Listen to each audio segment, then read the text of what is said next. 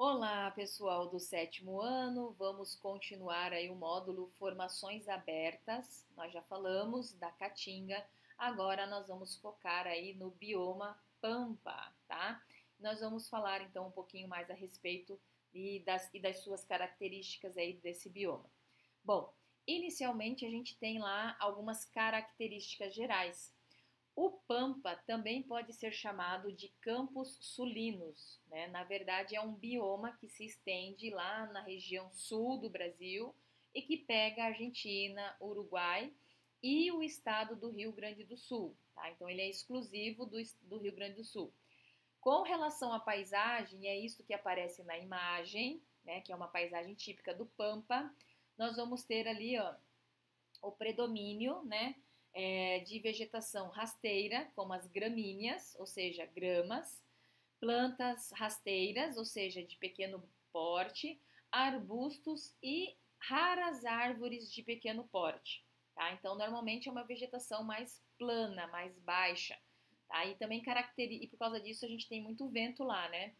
No entanto, existe também áreas com colinas lá no final, ó, se a gente olhar lá no fundo, a gente vai ter algumas serrinhas, apesar do predomínio ser como está aqui na frente, a gente tem, né, a questão de algumas colinas arredondadas, porém de relevo suave. Olha lá, ó, relevinho suave, conhecidas como campos com coxilhas.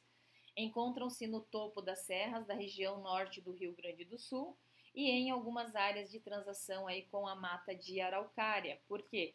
Porque essa região também tem a mata de araucária, certo? Bom, com relação à localização, adoro esse mapa que mostra justamente isso. No Brasil, o Pampa fica localizado só no Rio Grande do Sul, certo? Com relação ao clima, né, ele é relativamente frio e úmido na maior parte do ano, com as menores médias de temperatura entre os biomas brasileiros. Então é ali que a gente vai ter as menores temperaturas, né? O solo é rico em nutrientes e água. Ali se desenvolve uma agricultura diversificada e de alta produtividade. Daí nós podemos mencionar o arroz, o milho, o trigo, a soja. Também pode-se ter criação, né, extensiva, ou seja, uma pecuária extensiva, e também pode-se ter a prática daquilo que a gente chama de silvicultura, que na verdade são plantações de florestas de pinos e de eucaliptos, né? São espécies exóticas introduzidas aí neste ambiente natural. Com relação às atividades econômicas desenvolvidas aí na região do Pampa, né? Essas atividades acabam provocando o desmatamento e a degradação de boa parte do ecossistema originário dele, ocasionando o que a gente fala de, né, o desaparecimento de espécies nativas e gerando problemas como a arenização, tá? Olha lá, formação de bancos de areia associada à retirada da cobertura vegetal em áreas com solos arenosos. Ocorre em região de clima úmido e com chuvas aí ao longo do ano, né? E uma tabelinha que eu sempre comento com vocês em sala de aula, né? Que traz um resumo da temperatura, em torno de 10 a 14 no inverno e de 20 a 23 no verão. Chuvas que variam de 1.200 mililitros, mais frequente no verão, mais raro no inverno. O solo rico em alguns locais, mas de forma geral, muito arenoso. E o ecossistema, a gente tem duas regiões, campos e campos com coxilhas, né? Qual que é a diferença delas? Os campos, vegetação predominantemente de herbáceas e algumas plantas leguminosas, e os campos com coxilhas, campos com colinas arredondadas, porém de relevo suave, aquilo que nós já comentamos no slide anterior, né? E podem ocorrer aí formações florestadas. Situação atual eu não costumo comentar muito porque isso vai mudando com o tempo, tá?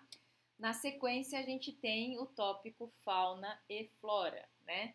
De acordo com o IBGE, na região dos Pampas nós vamos ter aí diversidades, né, de plantas, diversidades de aves, de anfíbios, de répteis, de mamíferos, né, e de peixes. Números que aparecem aí no material de vocês, eu particularmente não gosto de cobrar, até porque a gente tem animais que vão entrando em extinção e esses números vão mudando. Mas o que é importante a gente comentar é o que aparece aqui na imagem, né, do material de vocês, que traz alguns representantes mais característicos desta região.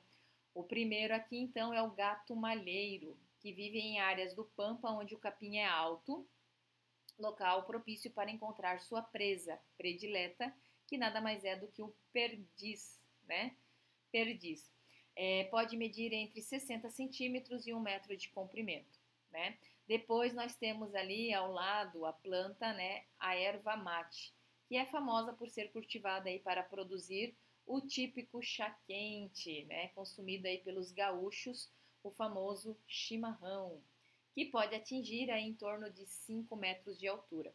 O chimarrão ele é muito comum e tradicional no sul do Brasil, fato, né, usando a erva mate, mas, por exemplo, na região centro-oeste, né, aqui no Mato Grosso do Sul, nós temos o hábito de tomar então esse chá gelado, né, que é o tereré. Né? Existe diferença na granulometria da erva, isso é fato. Para o chimarrão a erva é mais fina, para o tereré a erva já é um pouquinho mais grossa, mas está valendo, né? É feita aí, né, da erva mate.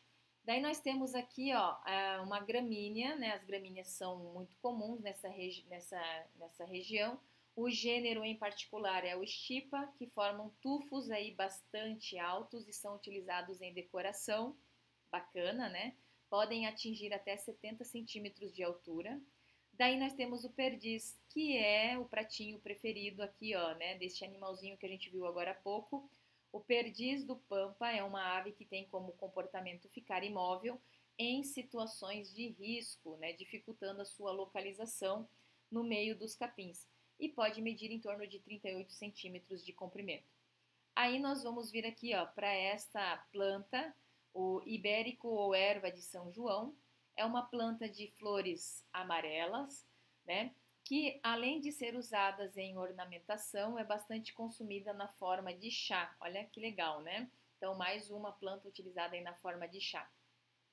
Aí nós temos o guaxinim do mato, que possui hábitos noturnos, disse que come de tudo e por isso é alvo da ira da população local, que deu a ele a injusta fama de ladrão, né, de acampamentos e habitações. Pode medir em torno de 60 centímetros. Daí nós temos aqui, ó, o trevo, né, o trevo nativo, que é uma espécie forrageira, pode estar presente nos campos gaúchos. E o que a gente pode falar dela, né? Ela pode aí atingir 1 metro, deixa eu ver, espécies diferentes de plantas. A gente pode encontrar várias espécies diferentes dentro de uma área pequena. A sua inflorescência, que é essa estrutura rosada que aparece aqui, né? Ela pode alcançar 40 centímetros de altura, né? E por último, a gente tem aqui, ó, o tucutuco, né? Que é um roedor endêmico, então ele é exclusivo aí da região do Pampa, né? Principalmente nas regiões próximas ao litoral. E pode variar de 15 a 25 centímetros de comprimento. Então, de uma forma geral, a gente tem representantes da flora e da fauna. E o que eu queria falar com vocês nesse momento era isto, e eu aguardo vocês então numa próxima oportunidade. Tchau, tchau!